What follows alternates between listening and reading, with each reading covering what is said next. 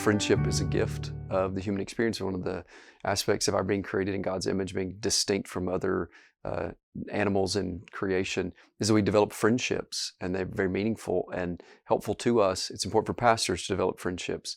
And we can think about that in different spheres, both within the church with church members and then outside the church, maybe with other pastors. Which area has been easiest or most difficult for you to develop those friendships over the years? I have found that the friendships that are most natural as a pastor are with other pastors outside of my own church. As a general rule, that's been true, and have some really sweet pastoral friendships. And that's why you and I advocate for this and we talk about it here in so many different ways. I have found the most difficult friendships out of the categories we would throw out there are the friendships just within the church. I've had some really special ones, some meaningful friendships, but we have to acknowledge there's a lot of times there's a threshold, there's a limit, because you're still the pastor and you can still only share so much with most people anyways.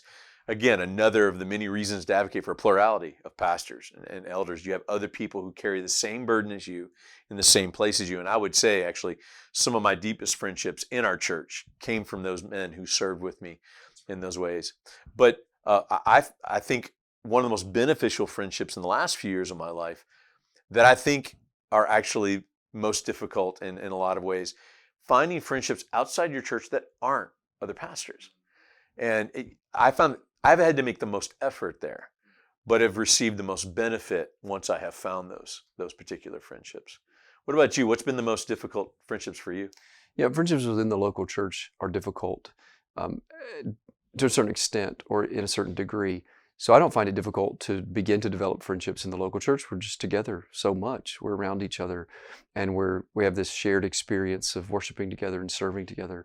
But like you said, there's a threshold in that. And I think what's most difficult, what I've found to be most difficult, is that what becomes entangled in that friendship is leadership in the local church.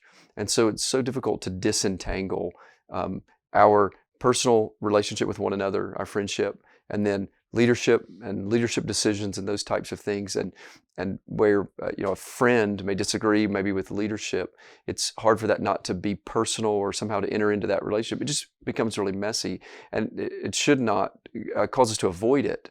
But at the same time, I think it's challenging because of the overlap of that. But to your point, friendships with other pastor elders, other men in the church are going to share that burden and responsibility.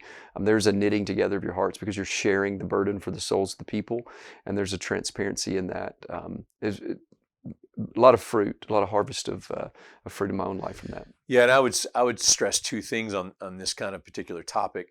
One is how crucial it is that our wives have friendships just as badly as we do, and that they have to go the same way to try to find that, from in the church to outside the church, to other pastors' wives.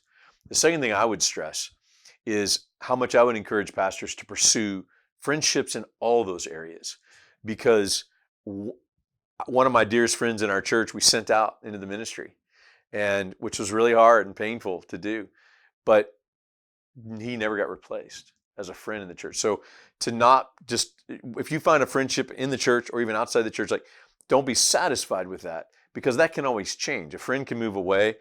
Somebody in the church could leave, or whatever it might be. So I would stress looking for friendships and trying to cultivate multiple friendships in multiple places.